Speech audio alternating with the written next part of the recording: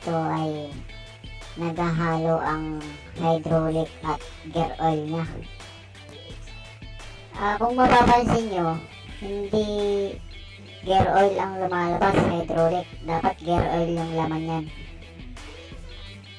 So tanggalin lang natin yung allen bolt na lock. Meron sa ibabaw, meron sa ilalim.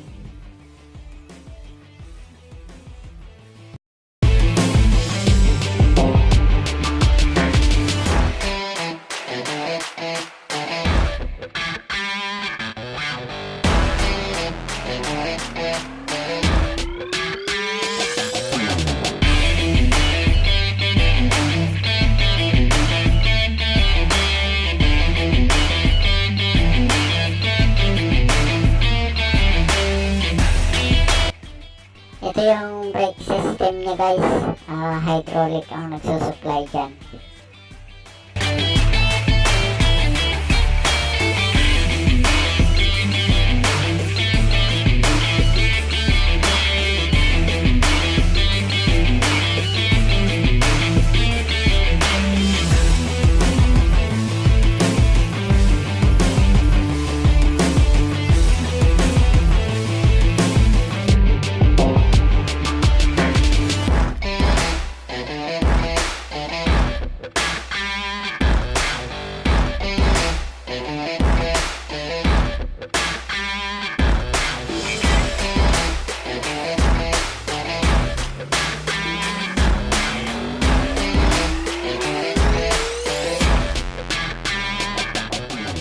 Ayan, nakita na kung bakit nagkahalo ang gear oil at hydraulic.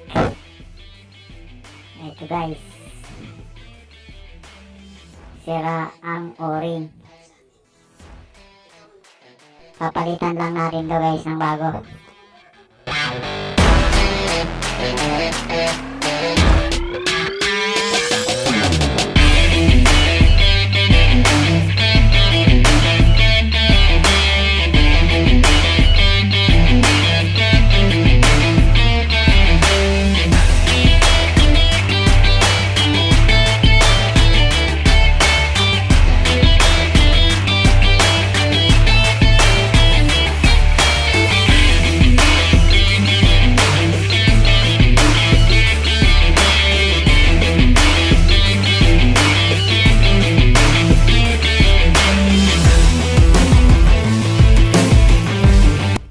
Mapapansin nyo guys, meron siyang marker.